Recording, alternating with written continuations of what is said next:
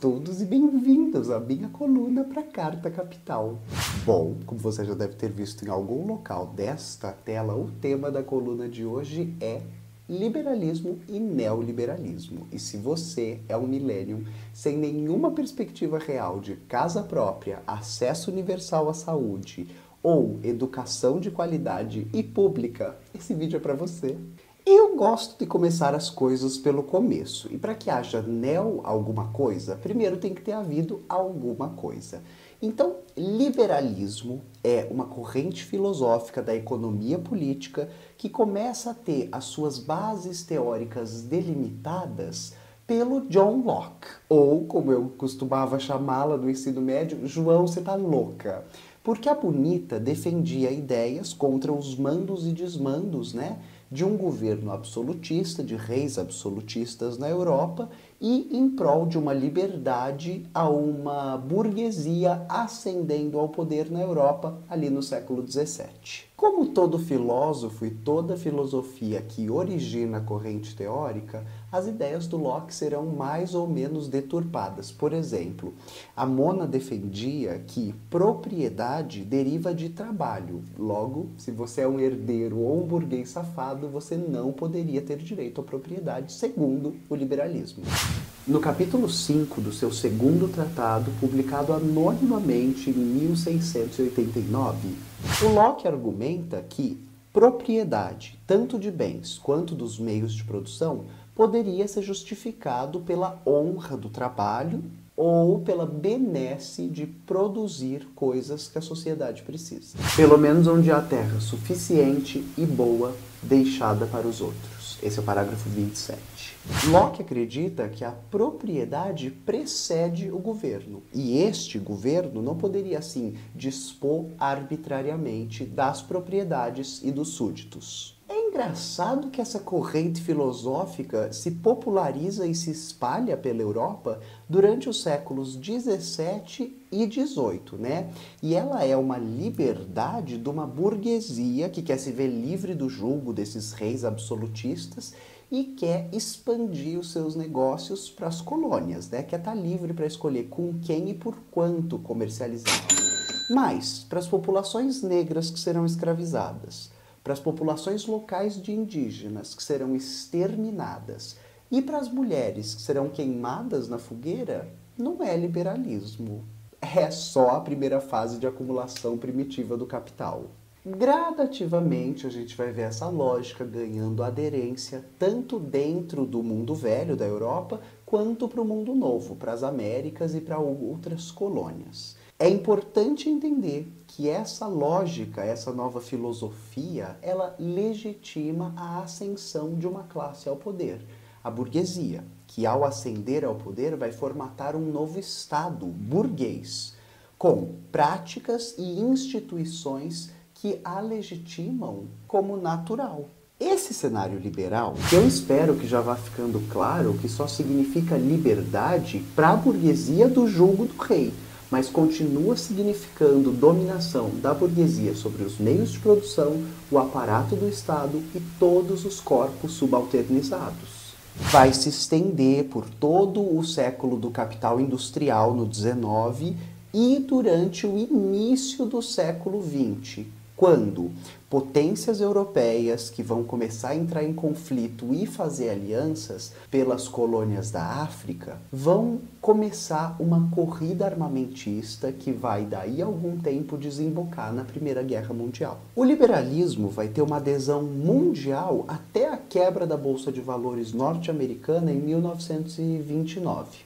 Basicamente, o que a gente tem é uma Europa assolada e destruída por guerras, indústrias europeias que foram revertidas para esse fazer bélico e uma mão de obra europeia que foi morta nos campos de batalha. Por isso o Estado vai precisar intervir na economia. Tá aí outro fato engraçado do liberalismo e do neoliberalismo, é que basta ver um cenário de crise para que a burguesia recorra ao Estado por uma intervenção para salvar a economia. isenção de impostos, perdão de dívidas, qualquer semelhança com o Brasil é mera coincidência. O período posterior à Primeira Guerra vai ficar marcado por keynesianismo, uma outra corrente filosófica de economia política que propunha Estado máximo. Ou seja, o que a gente vai ver será muitas empresas estatais, muitos funcionários públicos, muito dinheiro do Estado sendo investido na economia e em material humano. Para quem tiver curiosidade, eu recomendo que vocês pesquisem, por exemplo, o presidente Roosevelt nos Estados Unidos e os investimentos que ele fez nas artes, em especial no teatro e nos atores. A história política dos Estados Unidos no século XX basicamente é um período de bem-estar social, welfare state, suplantado por um período de ganho econômico, que vai fazer com que o bem-estar social rua. Aí um período de bem-estar social, ganho econômico. Essa é a história da democracia deles. Vai ser assim até a escola de Chicago. E toda vez que você escuta o termo Chicago Boys, a gente está falando desses políticos que são neoliberais ferrenhos, porque foram formatados por uma escola de pensamento que era essa. Os Chicago Boys vão propor o Consenso de Washington, um evento que criou o Fundo Monetário Internacional e o Banco Mundial, as duas maiores instituições de fazerem dívidas para o terceiro mundo e depois tomarem os nossos bens à força. O Consenso de Washington basicamente reorientava os gastos públicos. Ele pedia a privatização de empresas estatais, a retirada de proteções ao capital estrangeiro em investimentos, a desregulação do Estado na economia e a proteção da propriedade privada dos meios de produção. Ou uma outra forma, de estender a dominação sobre os países de terceiro mundo e renovar a dependência das antigas colônias com as antigas metrópoles. A gente também pode chamar de neocolonialismo, se vocês quiserem.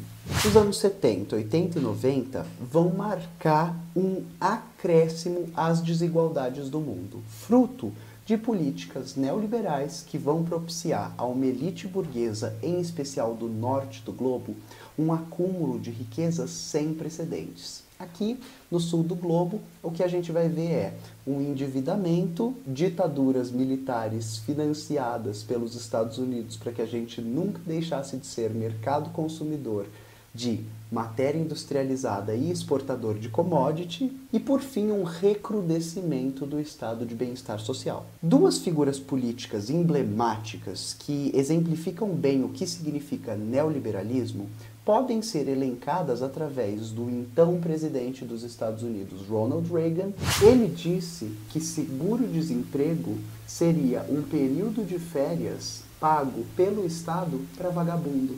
Ou a primeira-dama do Reino Unido, Margaret Thatcher. Ela disse em 83, se os países subdesenvolvidos não conseguem pagar suas dívidas externas, que vendam seus territórios, suas riquezas e suas fábricas. Que fofa, né? Um anjo de mulher. Aliás, vale lembrar, cá entre nós, que a Thatcher era uma apoiadora incondicional do Pinochet, mesmo depois de todos os crimes dele contra a humanidade terem vindo à tona. O Pinochet foi responsável por implementar uma série de políticas neoliberais e de recrudescimento do bem-estar social no Chile dos anos 70 e 80. Agora, mais ou menos 30 anos depois dessas reformas trabalhistas, da Previdência, um beijo Tabata Amaral, o que a gente está vendo é que a tessitura social do Chile ruiu.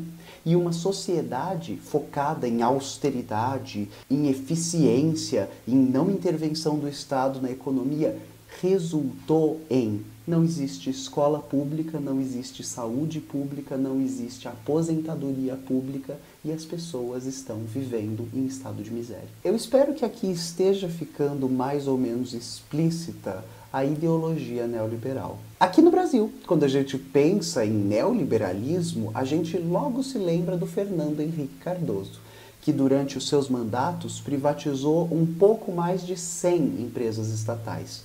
Mas você pode me dizer, Rita, a privatização gera uma enorme eficiência.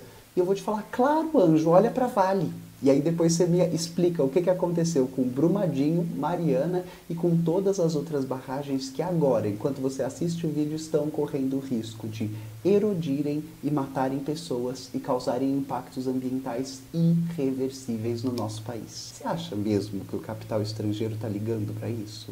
Esse processo acelerado de desmonte do Estado brasileiro em nome da não intervenção do Estado na economia ficou conhecido como privataria tucana.